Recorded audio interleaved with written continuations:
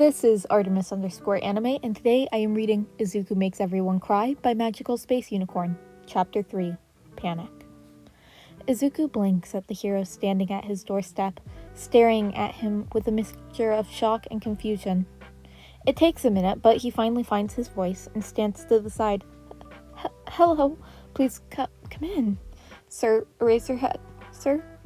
He cringes internally at how awkward he's being, watching the pro hero take a sip of coffee from his thermos, sighing loudly.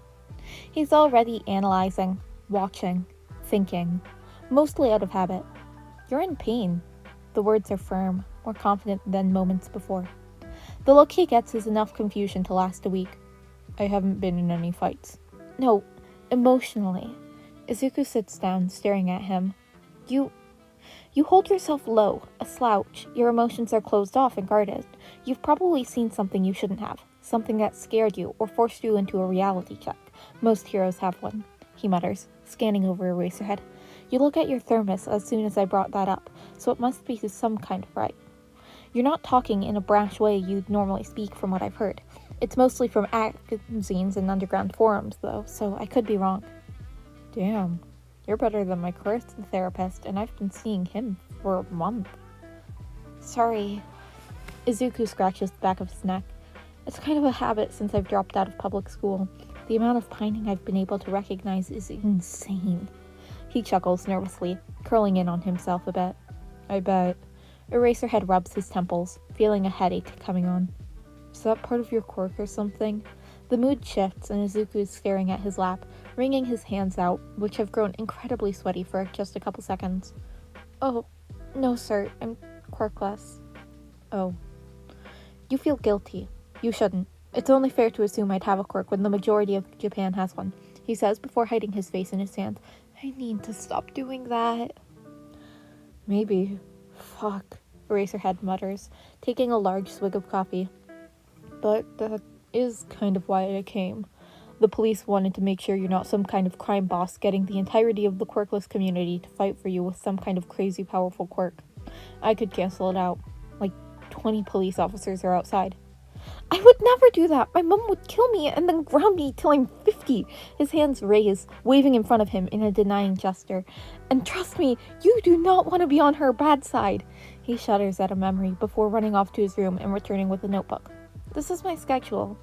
It'd be pretty cool if I got to add a pro hero's recommendation to my repertoire. His hand is back to his neck and he chuckles once more. Aizawa doesn't know what to say, instead choosing to stand and walk outside. He's clean. Just a kid with some creepily good analysis. Izuku followed, positioning himself behind Aizawa, looking around, watching police officers come out from their hiding spaces. His gut sinks with guilt. Did they really have to do that for some random quirkless therapist? Well, 1, we didn't know you're quirkless, and 2, there have been some bad things connecting to that in the past. And now I know how crazily good you are, I might have to make sure Nezu never finds out about you. Izuku blinks in shock. Why on earth would the principal of the biggest hero-based school be interested in me? He has a weird spot for smart humans, Aizawa shuddered. I'm assuming based on your reaction, you perceive him as terrifying and weird. And knowing some general knowledge of the principal, I'd say he's just trying to control his anger at the human race in a way that doesn't involve multiple deaths, extreme rebellion, and revolution. And in the harming of anyone close to him, I'm pretty sure all the teachers would count as part of that group, so I wouldn't worry about your death just yet. You haven't even met him, and you've gone into that much detail. Izuku giggles quietly at the reaction, nodding. He walks over to the officers and immediately bows, apologizing for causing so much trouble. Aizawa can't help but feel that he's doing better if he wasn't working with some income. Aizawa didn't really want to participate. He was tired as usual, but it was much larger tired, and he had to do patrol and paperwork. Hizashi tried to help, taking them to the cat cafe and setting up in an area for a nap once they got back. But Aizawa had gotten a call, and he had to go back into the field before he could relax.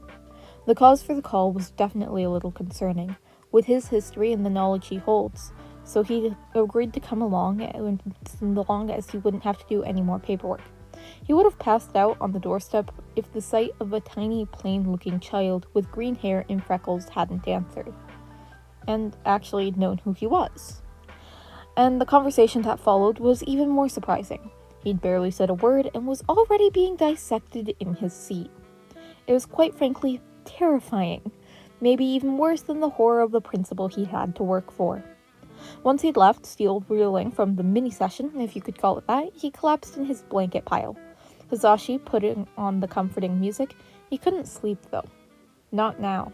As he thought over everything in his past, and everything he knew of the boy, he needs to keep an eye on him. Aizawa stares at Nezu, feeling calmer than usual in his presence since his meeting with Izuku. I want to hire someone. Oh? Nezu couldn't help but smirk. It was rare of Shota to even acknowledge someone's presence, let alone ask for them to be hired. Yeah, you know that case? The one with the weird drop in suicidal quirkless people I helped with?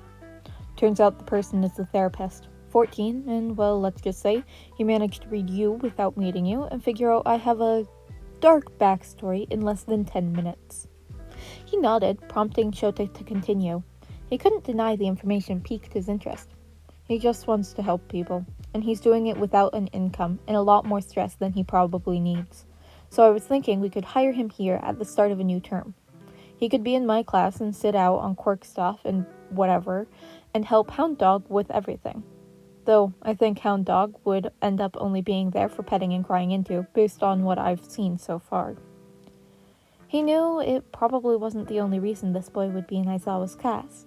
It was probably just to keep the boy from Nezu himself. Or just keep him under wraps so he doesn't take over the world. Interesting. I'll consider it. Perhaps I should meet the boy before I decide. If he's impressed you, then it should be worth looking into. And that was Chapter 3 of Izuku Makes Everyone Cry by Magical Space Unicorn.